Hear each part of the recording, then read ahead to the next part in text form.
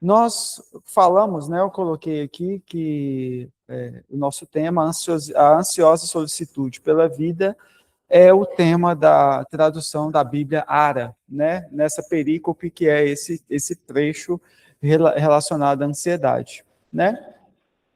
Aí nós falamos sobre ansiedade, começamos a falar sobre questões científicas, o que estão relacionadas à ansiedade, as questões fisiológicas, as questões do estresse, aquilo que nós passamos na época da Covid, a questão né, do estresse, do cortisol, falamos um pouco sobre, pareceu um pouco até uma aula aqui, né, de faculdade, sei lá.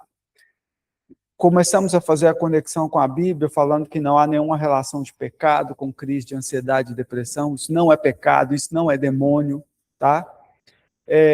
Embora o demônio ele possa agir em diversas maneiras, gente. O demônio pode aparecer de diversas formas. Falamos para provar essa questão de ansiedade e pecado, que não tem relação com pecado. Eu citei 3 grandes heróis da fé modernos aqui, que eram vítimas também dessa desordem hormonal do nosso corpo, né? Falei de Charles Spurgeon, falei de Martinho Lutero, falei de João Bunyan e falei de David Brainerd. Na verdade, são 4, né? E quem essas pessoas impactaram? Quem essas pessoas impactaram, né?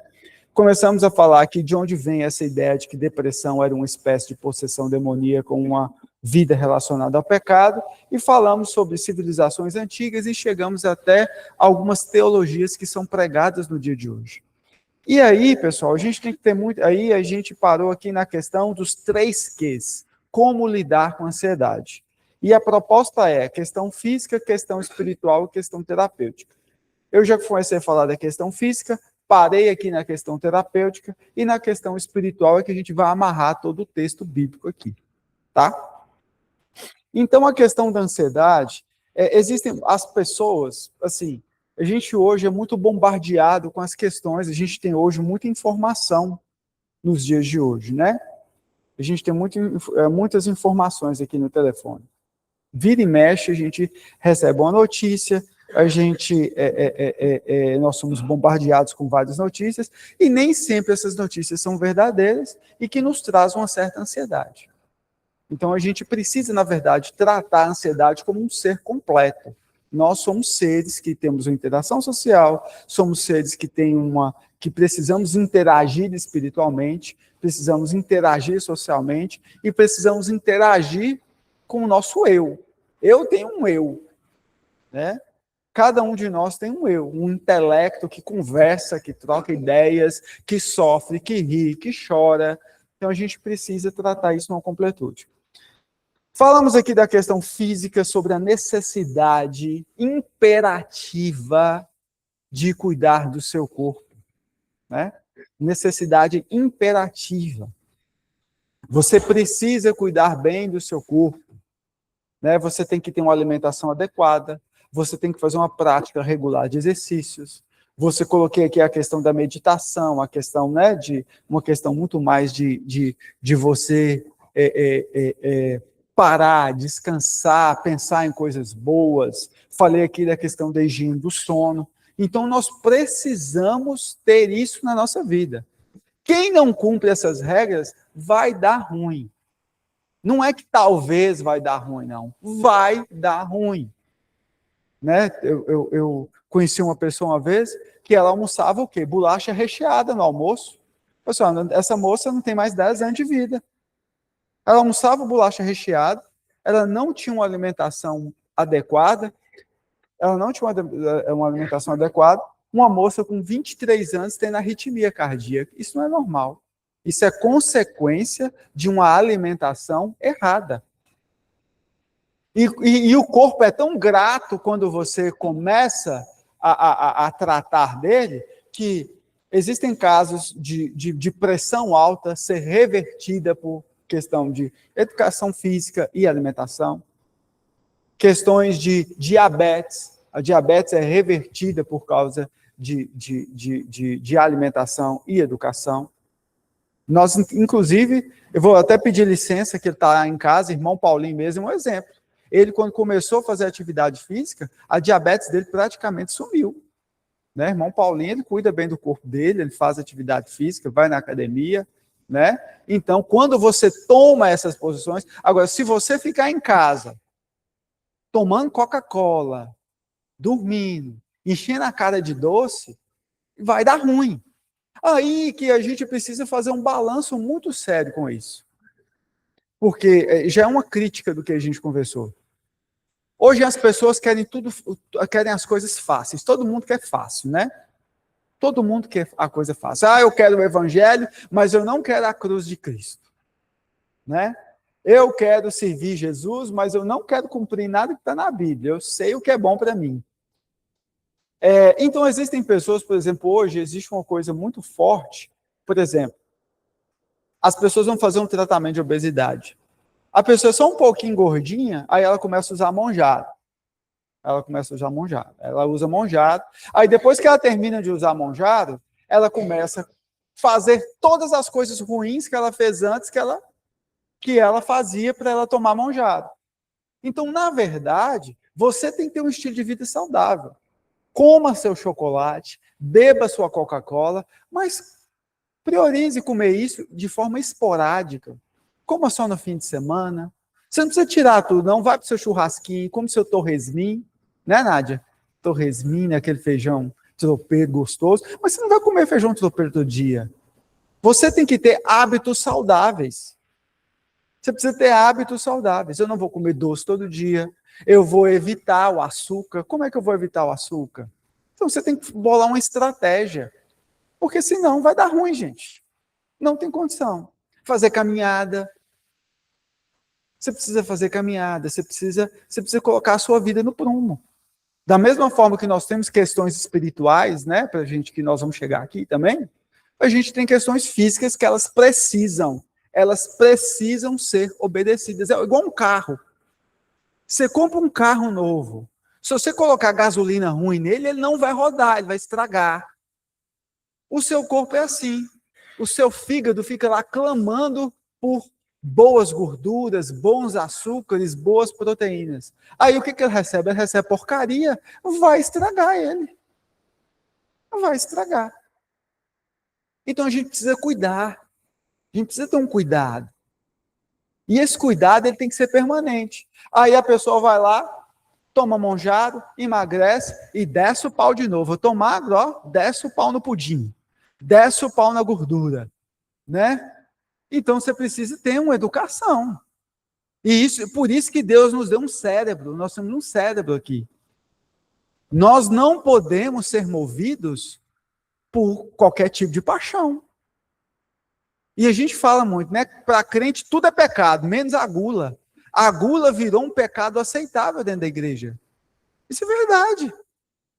Isso é verdade. Come. E a gula, gente, não é só comer muito, não. A gula também é aquilo que você come e faz mal para o seu corpo. Você está entendendo? Por exemplo, existe uma pessoa que ela tem uma intolerância à lactose. Ela vai beber 1 litro de leite e para passar mal? Isso é gula. Isso é gula. Não é só porque é muito, é porque é uma alimentação que é desregrada. Eu preciso cuidar daquilo que Deus me deu. O seu corpo ele vai virar pó, ele vai virar cinza, vai queimar. Eu não sei o que vai acontecer, vai apodrecer quando você morrer, né? Mas o seu corpo é a semente do seu corpo glorificado. Não esqueça disso. Então, de tão importante, e a Bíblia ela faz essa relação, né? Quando você peca contra o seu próprio corpo. A Bíblia cita a questão sexual, mas a questão de como nós tratamos o nosso corpo, isso é uma coisa para a gente poder avaliar. Então a gente precisa avaliar isso, né? E infelizmente a gente vive hoje uma facilidade muito grande. Alguns anos atrás, o comportamento das famílias, principalmente aqui no Brasil, era bem diferente, né? Era Coca-Cola você via só no almoço de domingo e era 1 litro. Era 1 litro. A família inteira bebia 1 litro de Coca-Cola. Pelo menos na minha casa era assim. Frango também era só domingo. Maçã era uma raridade. Hoje as coisas estão muito mais fáceis. Muito mais fáceis. E isso é a questão da evolução do país e da humanidade. Hoje, as plantações, existem coisas... Eu nunca vi um morango quando eu era criança, eu vi morango depois que eu fiquei velho. Daqui a pouco você vai lá no centro, você compra uma caixa de morango por R$20. Na minha época, morango era só na televisão, quando eu assistia o desenho animado Moranguinho. Que é da minha época, lá para 40 anos atrás. Então, a alimentação hoje está muito fácil. A alimentação hoje é muito fácil. E as pessoas não sabem lidar com isso. Não sabem lidar com isso. Né? E isso é uma coisa muito viva hoje. Quando a pessoa está com o corpo desequilibrado, o corpo da pessoa fica inflamado. E aí que vem o cortisol, vem o estresse. E aí quando o seu corpo sofre qualquer baque, uma doença um pouco mais grave, uma pneumonia, aí não aguenta. Não aguenta, porque o corpo é a hora de que ele vai tentar trabalhar com o que ele tem. Ele não tem nada. Ele não tem nada. Né? Então, a gente precisa ter uma vida balanceada. A gente precisa ter uma higiene do sono. Você precisa dormir de 7 a 9 horas. Aí tem gente que fala assim, não, vou dormir só 5, porque eu vou render mais no trabalho. Vai render até ele aguentar, porque depois que ele estourar, aí ele vai perder tudo que ele vai perder tudo que ele já ganhou antes. E para recuperar, isso é uma coisa muito difícil. Para recuperar é quase impossível, né? Então a gente precisa ter uma qualidade adequada na questão da alimentação, né? Tem gente que com muitas coisas embutidas, aquilo ali inflama da sua garganta até todo o seu trato gastrointestinal fica todo inflamado, com salsicha, salame, mortandela defumada da Sadia, que de saudável não tem nada.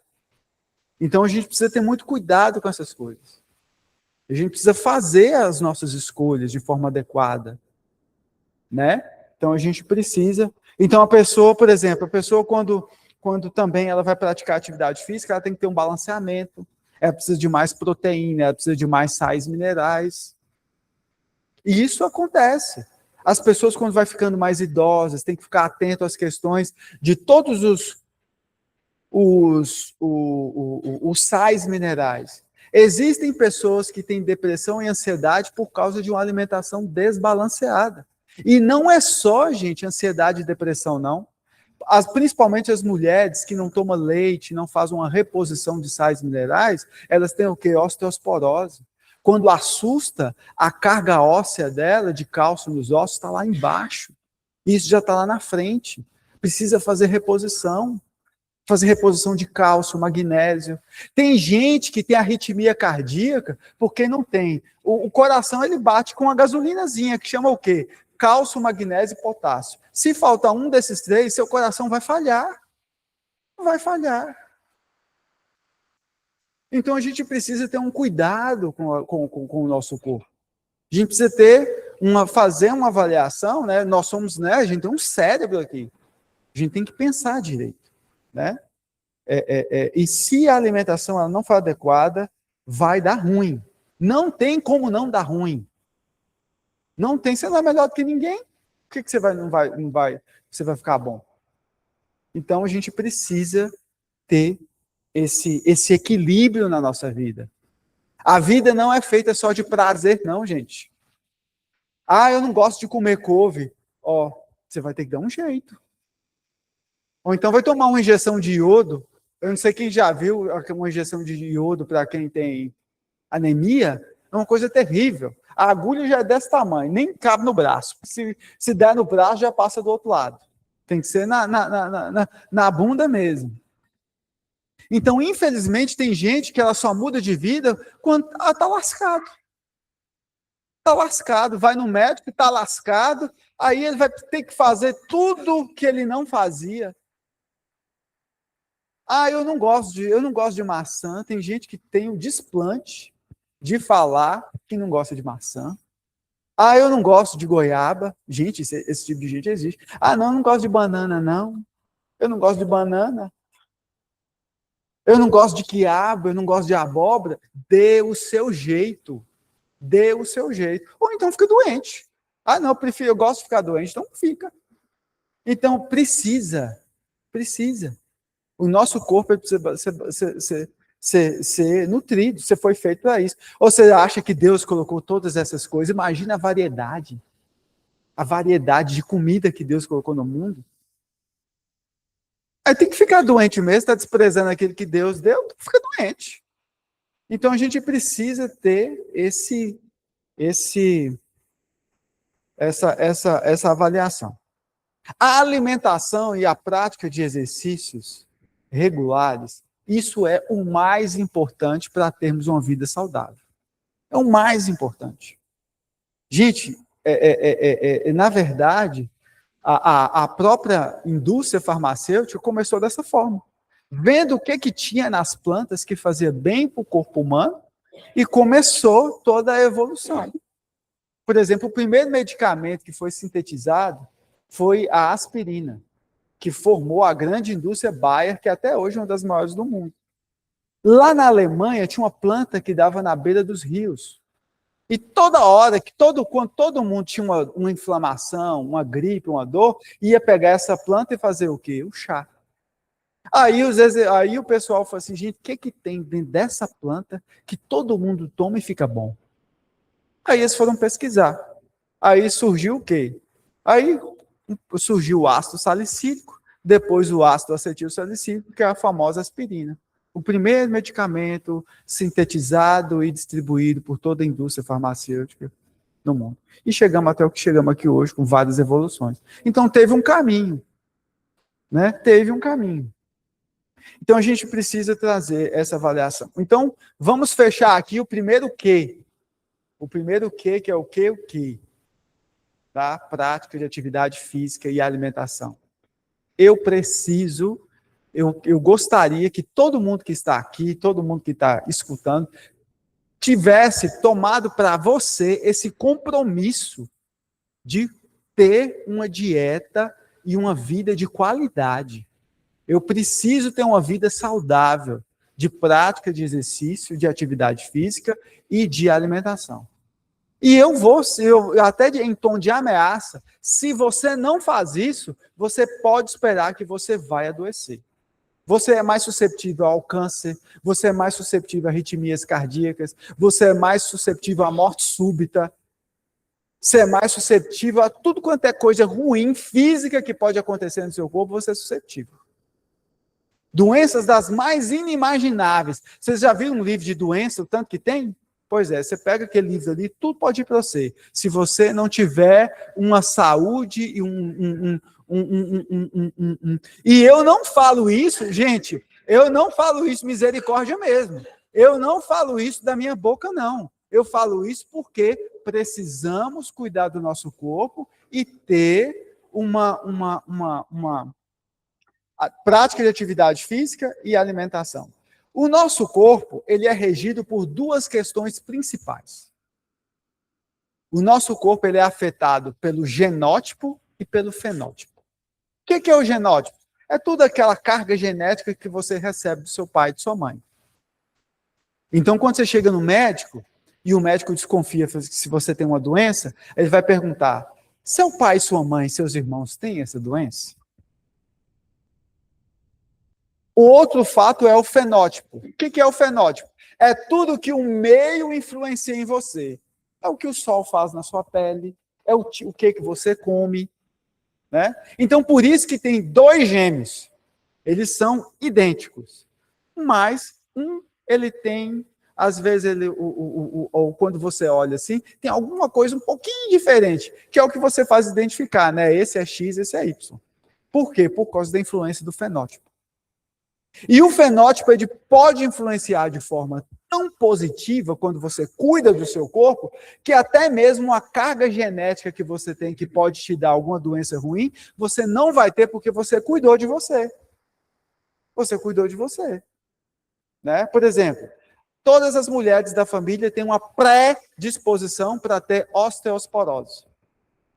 Mas a fulana que gosta de comer muitas coisas de derivados do leite, iogurte e tudo mais, passou a vida inteira dela assim, ela não desenvolveu osteoporose. Por quê? Por causa da alimentação dela. Ela teve uma suplementação maior de cálcio. Existem famílias que têm predisposição de ter diabetes. Todo mundo mete o pau no doce, mas o ciclano, ele não foi assim. Ele já sabia dessa predisposição, ele se cuidou. Ele evitava comer muito doce. E ele pode ser a única pessoa da família que não é diabético. Maurício quer fazer uma pergunta ali, gente. Tem microfones? Então a gente precisa, né, ter essa visão. Porque todo mundo quer ser saudável. Todo mundo quer ser magro. Todo mundo quer ser magro, mas ninguém quer fazer atividade física. Todo mundo quer ser saudável, mas não come direito. E tem aqueles também que todo mundo quer ser rico, mas não quer trabalhar. Então, a gente tem que ter né, um mínimo de noção daquilo que nós estamos fazendo. Né? Então, a gente precisa. Gente, uma hora vai dar ruim. Vai dar ruim. Então, você não gosta de comer, isso não vai ter que comer. Vai ter que comer. Eu lembro que quando eu era bem criança, minha mãe gostava de ela fazer algumas coisas más comigo, né? Eu lembro. Na hora que eu adoecia mesmo, eu estava um chá de alho, que eu não aguentava mais aquele chá de alho. Agora, quando ela adoece, agora é a minha vez, né? Assim, você vai ter que beber. Mas eu não quero, era ruim para comer, ruim. Não, mas agora é minha vez. Você não fazia isso quando era criança? Vai ter que tomar. Vai ter que tomar. Né? Então, existem coisas que a gente precisa fazer. E aí ela fazia eu comer couve.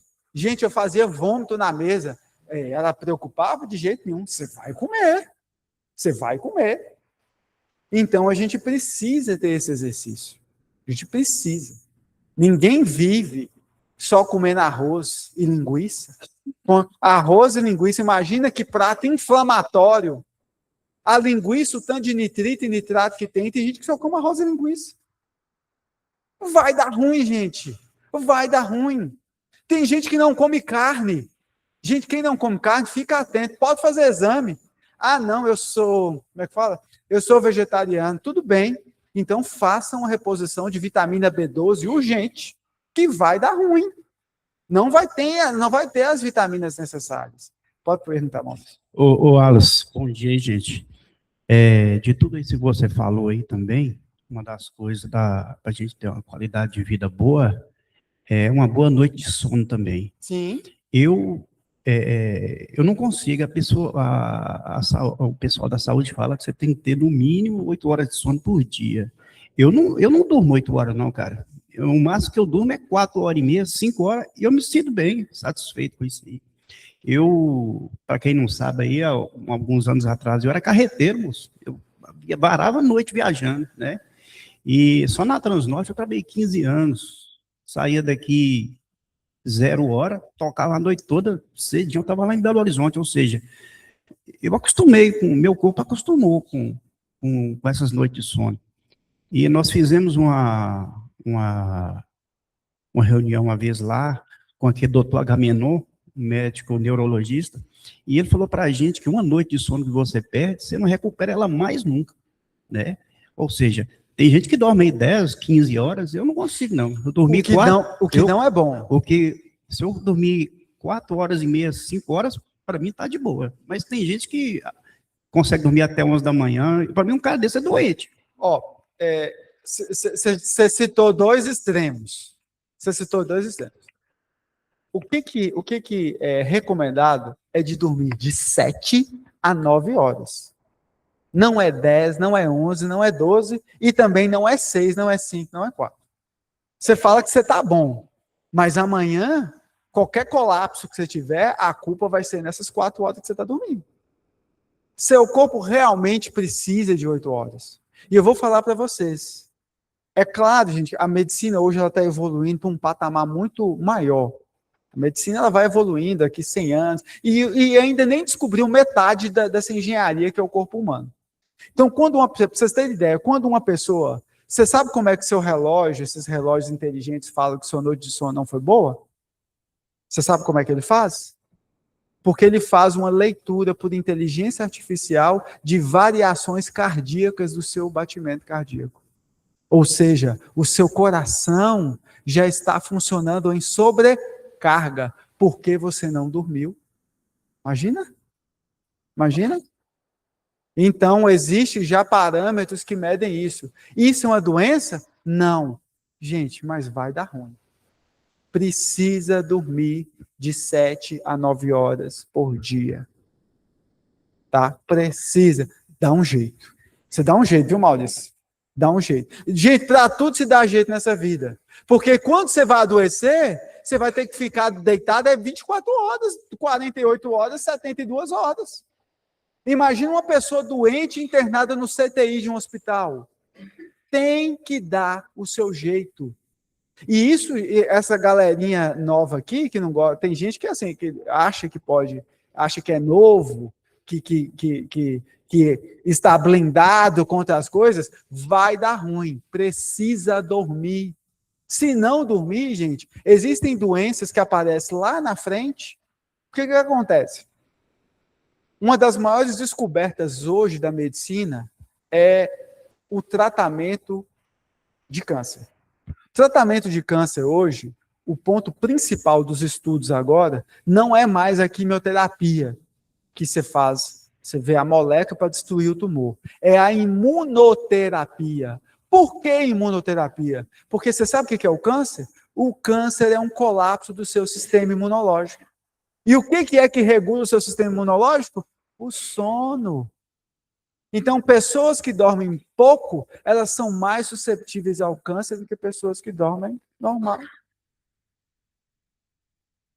Então, você precisa, gente, quando você está dormindo, o seu corpo está fazendo uma faxina. O seu corpo está fazendo uma faxina. Tem gente que dorme com a dor, acorda sem ela. Vocês nunca viram isso, não? E desde criança eu aprendi isso. Às vezes eu cortava, tá? Pessoal, que eu vou dormir, já vou levantar, bom. E é verdade, porque o seu corpo regenera, o seu corpo trabalha quando você está dormindo, né? O seu coração abaixa os níveis para as outras faixas metabólicas do seu corpo começar a trabalhar. Então isso é imperativo, você precisa dormir de 7 a 9 horas. Agora, quem dorme 10, 11 horas também precisa saber que seu corpo não precisa dormir desse tanto. Aí começa a desregular tudo, porque a gente tem o quê? O ciclo circadiano. O que é esse o ciclo circadiano? Desde quando você acorda, o seu corpo começa a produzir hormônios para quando chegar lá de noite, 9, 10 horas, você começar a sentir sono, você começar a desligar. Seu corpo fica o dia inteiro medindo isso. Então, uma coisa muito importante também é você ter como é que eu falo? Uma rotina. O sono não é só, ele precisa ter uma rotina de 7 a 9 horas por noite. Ou seja, procure dormir todo dia no mesmo horário e acordar no mesmo horário. Um hábito. Você precisa ter esse hábito. E quando você não tem esse hábito, você começa a descontrolar tudo. E quando você... Aí, gente, tem um rapazinho que ele também acompanha seu sono. E qualquer bobeirinha que o seu sono te dá, esse rapazinho te passa a perna. Como é que chama esse rapazinho? Cortisol. E esse cortisol, se o seu sono não for adequado, é o que nós aprendemos nas primeiras aulas. Se o seu sono não for adequado, o seu cortisol acumula de tal maneira no seu organismo que vai começar a inflamar o seu corpo. E eu vou falar para vocês, existem casos tão sérios que o seu cérebro começa a ter um comportamento inadequado. Ele começa a autorizar a produção de cortisol, porque o seu corpo aí começa a inflamar o seu corpo de forma contínua. Aí a pessoa ela entra em pane mesmo. Até chegar no ápice. Por exemplo, a gente viu várias questões de crise de ansiedade. Para a pessoa chegar numa crise de ansiedade, para o batimento cardíaco aumentar, para ela começar a suar e ir para o hospital achando que está infartada, é porque o corpo dela está em colapso no mínimo uns 4 meses antes. Então a gente precisa ter um cuidado com isso, isso é imperativo. Eu preciso dormir de 7 a 9 horas por dia, sem contar com todas as outras coisas que eu preciso fazer, que são coisas normais, né? Comer de forma adequada, a prática de atividade física, né? Fazer atividades lúdicas. Agora vamos aqui para a ajuda terapêutica. Ajuda terapêutica, o segundo quê? Então, quando a pessoa ela chega num estado desse, cai nesse infortúnio de ter uma depressão, de ter uma ansiedade patológica, dela não conseguir. E a ansiedade, ela se torna patológica de acordo com a frequência, intensidade e se ela vai atrapalhar a sua rotina, né? Então, a gente precisa ter essa avaliação. Então, a gente precisa procurar uma ajuda profissional. A primeira ajuda profissional que a gente tende que é recomendado ir, é a ajuda psicológica. E depois o psicólogo vai decidir se você precisa ou não ir num psiquiatra. Esse é a forma normal. Mas tem pessoas que já estão por exemplo, a pessoa chega no hospital. Gente, a cada 10 pessoas que vai no hospital achando que está infartada, 9 não está. 9 é problema de crise de ansiedade. E quando a pessoa chega numa situação dessa, o próprio clínico lá do hospital já fala, você precisa de um psiquiatra. Você precisa avaliação de um psiquiatra. E aí, você precisa fazer essa avaliação. E aí, esses tipos de profissionais é uma forma muito... Às vezes, primeiro, existe um preconceito muito grande. As pessoas acham, se eu for um psicólogo, um psiquiatra, o povo vai falar que eu sou doido. Gente, eu já falei, e quem não é doido? Quem é aqui que é 100% certinho da cabeça? Ninguém. Quase ninguém. Vocês me desculpem, mas a gente tem uma disfunção, né? Então, assim... E outra coisa, às vezes a gente vive muito de ouvir falar. A gente tem que viver de ouvir falar, não. E, infelizmente, ainda existe um evangelho que fala que quem tem esses problemas está ligado a demônio. E existem até grandes pastores que começam a falar como é que você vai tratar a ansiedade dentro da Bíblia. E isso é verdade, que nós vamos discutir no último tópico. Mas não é só isso. E eu já gastei aqui umas 2 aulas falando para vocês que existem questões fisiológicas no seu corpo que, infelizmente, vai te levar à fatalidade da ansiedade. Da mesma forma, seu corpo pode ter alguns defeitos nos neurônios, tem várias questões. Existem pessoas que começam um tratamento psiquiátrico, ela vai durar 6 meses. Mas existem pessoas que, infelizmente, vai durar a vida inteira. Ou felizmente, né? E a gente tem que dar graças a Deus que ainda tem um recurso. E antigamente que não havia recurso. Então a gente tem que quebrar esse preconceito também. A gente precisa quebrar esse preconceito da saúde mental. Então a gente precisa escolher um bom psicólogo, um bom psiquiatra e fazer. E existem pessoas que têm preconceito em fazer tratamento farmacológico e aí o negócio vai complicando cada vez mais. Então você precisa procurar um profissional, avaliar a saúde mental dos membros da sua família. Se pergunte aí, a minha família tem alguém que já teve algum ataque de loucura, que é considerado uma pessoa que tem um problema mental, porque isso aí já é uma questão genética. E aí já começa a gente precisa começar a avaliar. E aí eu pergunto a vocês, quem é que não tem nenhum louco na família, gente? Eu fui avaliar minha família, é doido de um lado e do outro. É doido de um lado e do outro, mas é tanto. E quando eu fui parar para contar, isso é verdade. A mão não coube. Sabe? E é verdade. Né? Então a gente precisa avaliar isso. Existe alguma pessoa louca, perturbada na sua família? Avaliar os padrões, os sintomas de ansiedade. A gente ri, gente, mas eu duvido. Todo mundo aqui tem um doido na família. Eu falo assim, doido, brincando, mas assim, uma pessoa que tem um problema de ansiedade. Né? E tem os que não tratam ainda, que o negócio vai ficando pior. Tem gente que ele está na fase de negação e não trata, e a situação só tende a piorar. Infelizmente. Por quê? Por causa do preconceito.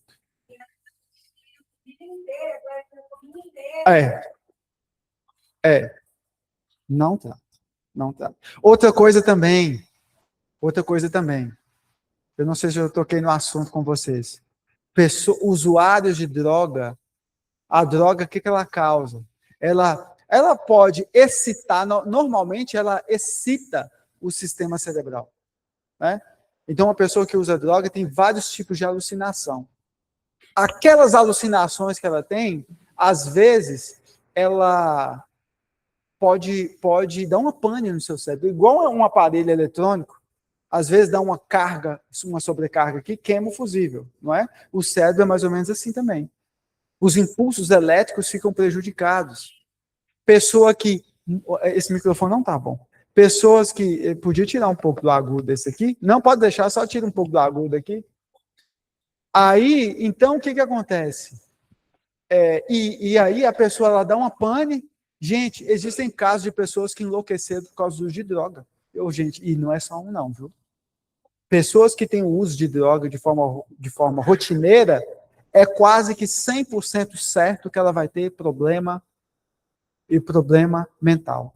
Outra coisa também, pessoas alcoólatras que fazem muito uso contínuo de bebida alcoólica, ela também existe até um nome, demência alcoólica. As pessoas, você já viu que a pessoa que bebe a vida inteira, chega no fim da vida e já fica atrapalhada? Já é uma demência alcoólica aquilo ali. Tá?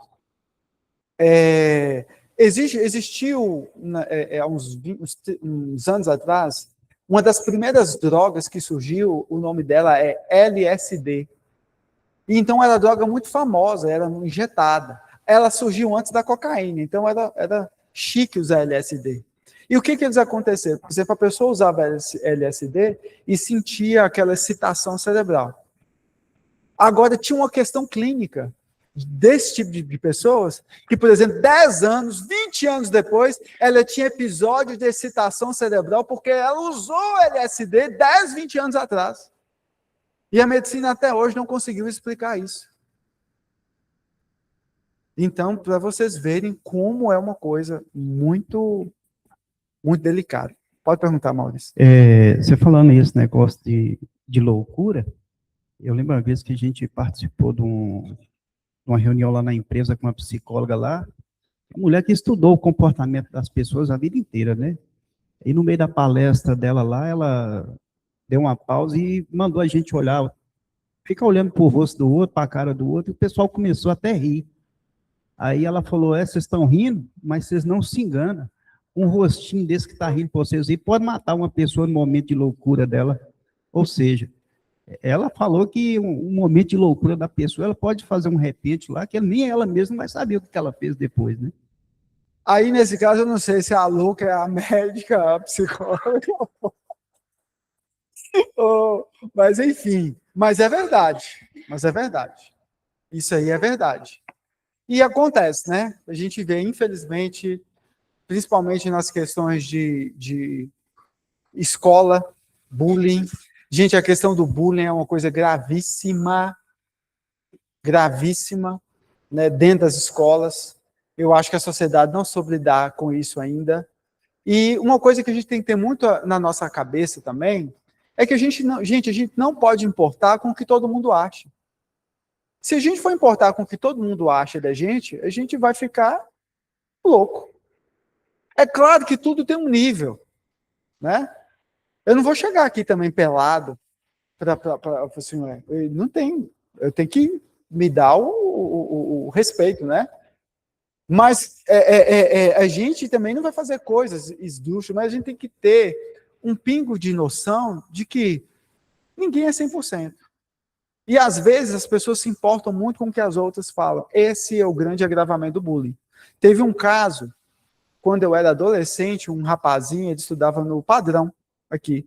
Ele tinha, os meninos ficavam brincando muito com ele era uma vítima de bullying. Ele chegou em casa, pegou a arma do pai dele e suicidou. Menino de 12, 13 anos. Né? E isso aconteceu muitas vezes. Esse é o caso que eu sei. E isso aconteceu várias vezes. Então a gente também tem que ter essa consciência. E isso tudo é questão de saúde mental também. Então a gente precisa avaliar essas questões. A gente precisa nos interiorizar. Por isso a questão da importância da meditação, a questão da importância, e a Bíblia fala a questão da importância da comunhão. O objetivo de nós sermos igreja é comunhão. Não tem sentido. Não tem sentido. Eu sei que os irmãos estão lá em casa é por uma questão específica. Mas não existe igreja virtual. Uma igreja virtual é uma questão de uma heresia para a Bíblia. Porque porque a Bíblia fala o quê? Confessai os seus pecados dos seus irmãos para você ter cura. Você precisa de ajuda. Uma igreja sempre vai ter quem pode ajudar e quem precisa ser ajudado. Tudo isso é propósito de Deus, gente. Tudo isso é propósito de Deus. Você está com um problema? Pede ajuda. Então, isso é questão de saúde mental. E quem não pede ajuda é o quê? Ora, porque é orgulho, soberba. Tem gente, eu não vou pedir ajuda. Por quê? É orgulho. E muitas vezes Deus quer isso. Esse problema não vai sair enquanto você não tratar seu orgulho. Você precisa tratar seu orgulho. Tem gente que não pede nada para ninguém. Não pede nada. Por quê? Orgulho. Orgulho. E tudo isso está na cabeça. Então a gente precisa, né? A gente precisa fazer uma faxina. A gente precisa avaliar também os padrões de comportamento, os sintomas de ansiedade, aquela questão da frequência, está me perturbando, está me deixando com medo, está atrapalhando a minha convivência com os meus amigos, no meu trabalho, para saber quando é que eu procuro ajuda. Eu estou tendo sintoma físico. O sintoma físico de uma ansiedade e depressão é a pior escala que o ser humano pode chegar. Tem gente que desmaia, coração dispara, soa, tem gente que tem medo de andar na rua, porque acha que um avião vai cair na cabeça dela. E ela sofre porque ela sabe que nenhum avião vai cair na cabeça dela, ela tem a consciência disso, mas ela não consegue se livrar desse medo. Ela não consegue. E ela tem medo de contar para as outras pessoas, porque ela sabe que isso não existe, que as pessoas vão rir dela. E aí vira uma bola de neve. Nádia quer fazer uma pergunta lá. Aí vira uma bola de neve. E vira uma bola de neve. Aí a pessoa entra em pane mesmo. Bom dia, irmãos. A gente tem que ter consciência que tem pessoas, gente, que são especialistas em te deixar ansioso. Eu costumo chamar de vampiro, sabe? É aquela pessoa que suga a sua energia e que eu sou uma pessoa que, graças a Deus, eu posso falar assim, eu não tenho crise de ansiedade, eu não tenho crise de pânico, eu não tenho depressão, graças a Deus, eu não tenho nada disso. Mas eu tive um cliente na minha vida que me causou tudo isso. Você pensa numa pessoa que aquilo ali... E detalhe, gente, é crente, viu? Mas aquilo ali é o crente do capeta, Deus que me perdoe. Gente, ele me perseguia tanto, que na hora que ele me ligava, o meu coração disparava, eu começava a suar frio, minha mão gelava, sabe? Aquele desconforto, aquele mal-estar, eu tremia, porque ele me perseguia. Ele não tinha horário para me ligar. Ele me ligava às 11 horas da noite, ele me ligava às 5 horas da manhã, acho que ele pensava que eu era a esposa deles, porque só pode ser, né? Aí, por fim, um dia eu conversando com uma pessoa que conhecia esse cliente, a pessoa falou assim, moça, sai fora, esse cara, ele destrói qualquer pessoa. Ele acha que o mundo gira em torno do umbigo dele. E aí eu fui analisar a situação. O que é que eu fiz? Chamei ele e falei assim, olha, não advogo mais para você, estou renunciando aqui ao meu mandato. Abri mão, gente, de tudo. Ele, mas por que não sei o quê? Porque o processo... Não, eu tenho o direito de renunciar, estou renunciando. Não me liga mais, não me procura mais, não sou mais sua advogada.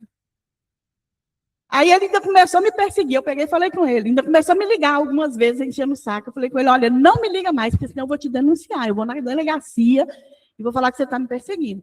Porque eu não aceito isso na minha vida. Não aceito.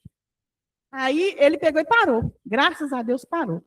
Então, assim, tem pessoas que, infelizmente, gente, fazem isso. Eu não sei se é porque querem ou porque não percebem o absurdo que estão fazendo. Isso é de maldade, né? Ou de ingenuidade. Mas nós temos que ter maturidade para analisar essas situações e tirar da nossa vida, porque senão você vai adoecer. Você vai adoecer. entendeu? E eu comecei a ter essa situação e só Deus é que sabe o que poderia ter acontecido comigo se eu continuasse com essa camarada, né, como cliente.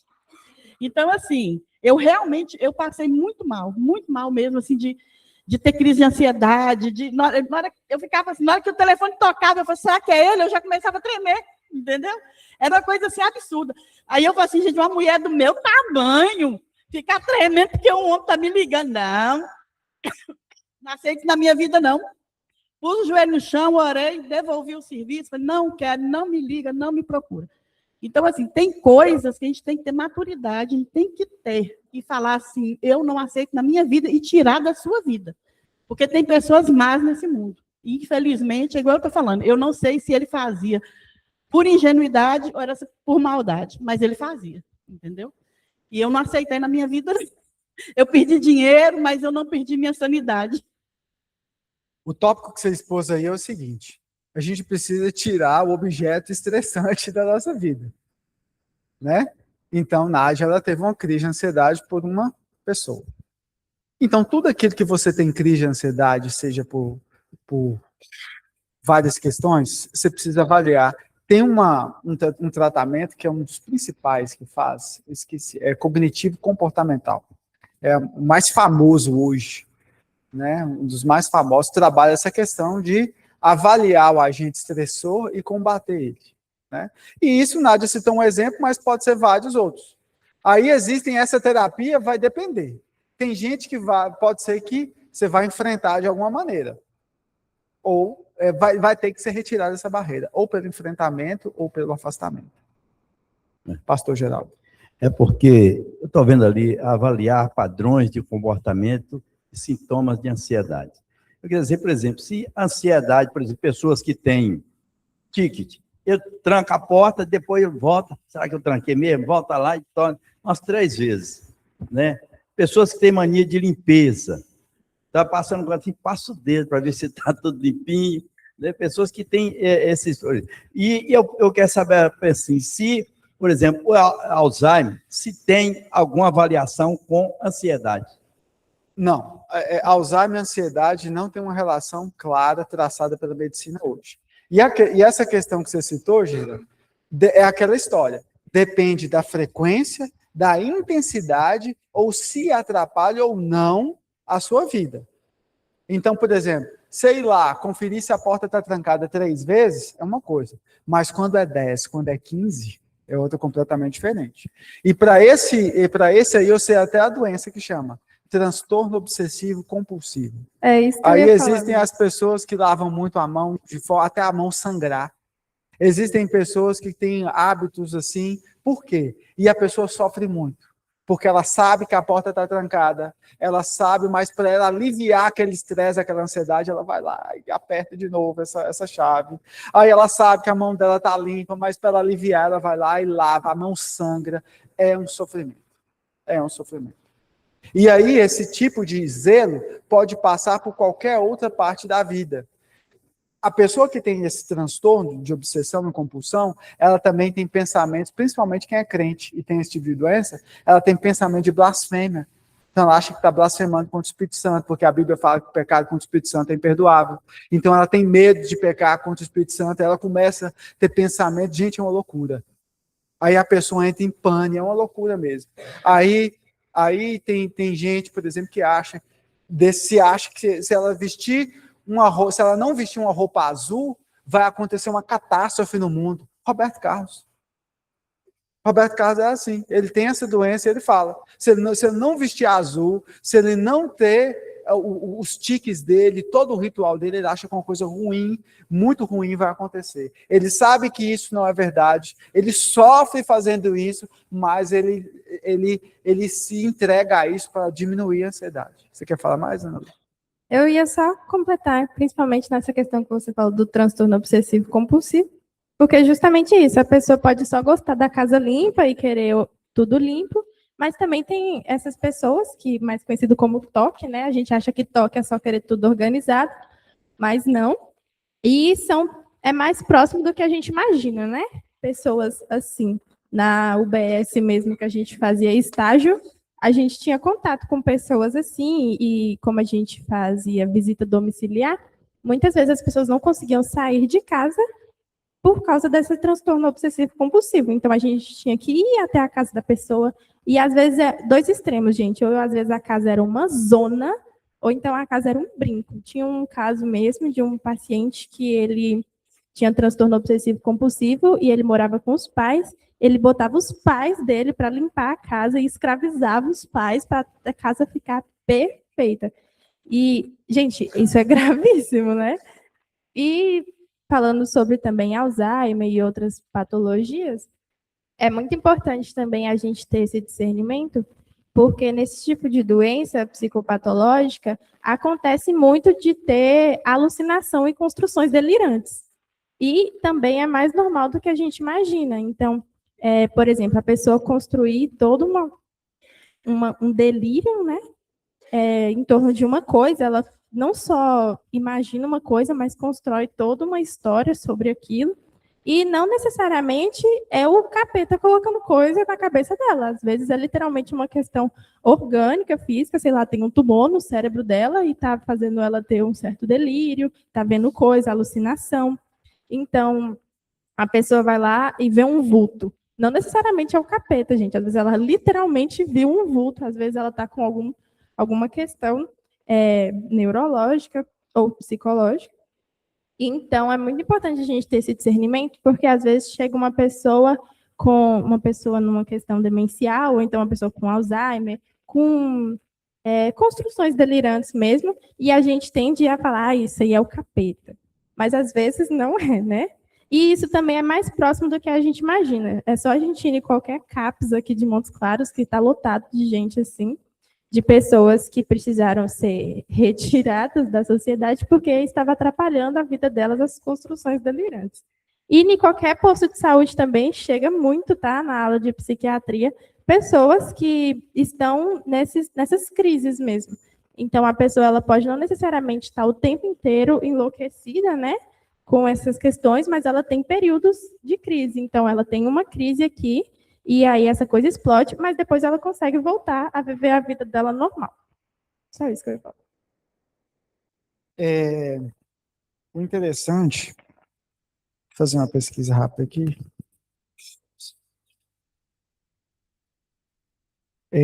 O interessante é que só de transtorno obsessivo, existe uma taxa na população mundial de 10%. Só de transtorno obsessivo compulsivo. A cada 10 pessoas, uma tem transtorno obsessivo compulsivo. Daí vocês imaginem, pegar todos os outros tipos de doença. Pode perguntar. Bom dia. Eu também queria dizer a respeito de um problema que eu acho que tem causado bastante agora na sociedade. Eu falo que, infelizmente, eu fui acometida por esse transtorno, que é o transtorno neurológico funcional, que, infelizmente, que é um problema que eu tive, que é o não saber dizer não. Quando a pessoa começa literalmente a te explorar, principalmente no serviço, que você vai acumulando funções e você acaba ficando atarefada demais e você vai chegando a um nível de estresse muito grande. Então, assim, infelizmente, seu corpo acaba chegando num nível de estresse muito grande. E, infelizmente, eu fui acometida desse transtorno, que é o transtorno neurológico funcional, que acaba dando paralisias, epilepsia. E, infelizmente, eu estou afastada, já vai fazer mais de 4 anos e eu ainda estou em tratamento, né?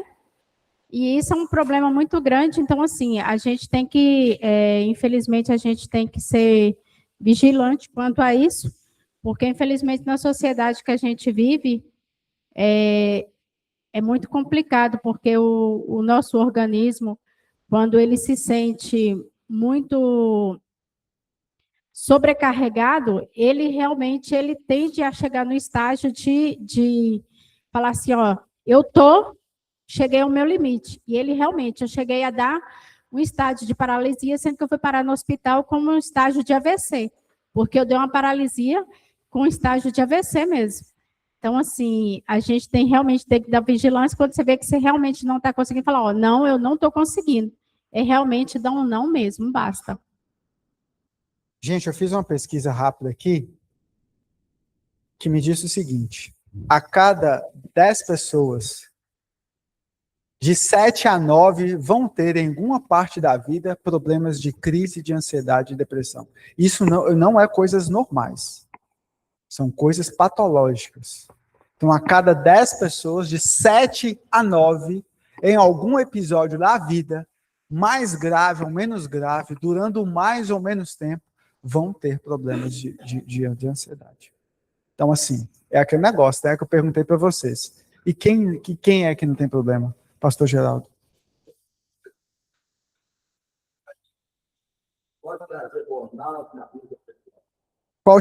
Com certeza. Se agora você falar ativismo religioso? Com certeza. Com certeza. O ativismo ele traz problemas sim. E o ativismo, o que acontece? Na questão do trabalho, a questão do burnout, o que é o burnout? É uma pane generalizada. E essa pane generalizada, ela vem com crises de ansiedade, depressão, com crises cardíacas. Cada corpo vai reagir de uma maneira. Mas, normalmente, esses eventos que parecem um ataque cardíaco, ele vai dar como burnout. Né? Vai dar. E também, alguém quer fazer mais alguma pergunta? Que aí eu vou passar para a terceira parte e eu vou deixar para a aula que vem. A gente vai pegar a questão espiritual e vai destrinchar versículo por versículo. Tá bom?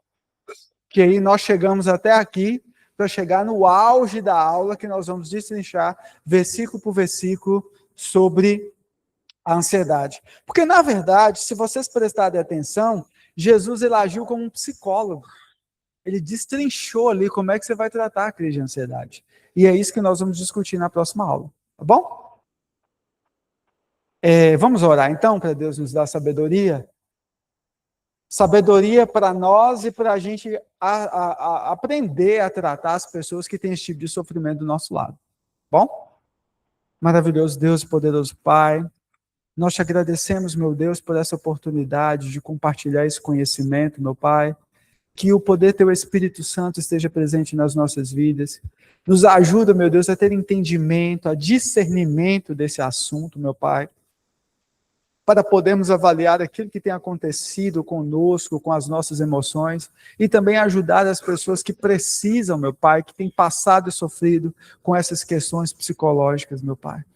Em nome do Senhor Jesus Cristo, meu Pai, nos dá sabedoria, nos dá entendimento, nos dá discernimento. Em nome de Jesus, nos dá ousadia, nos dá coragem, meu Pai, para cumprir o propósito do Senhor nas nossas vidas.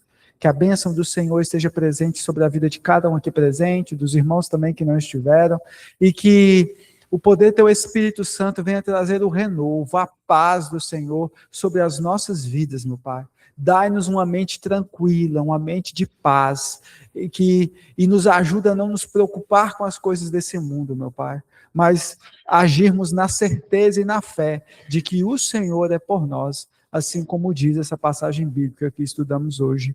Em nome de Jesus Cristo nós pedimos e te agradecemos. Amém.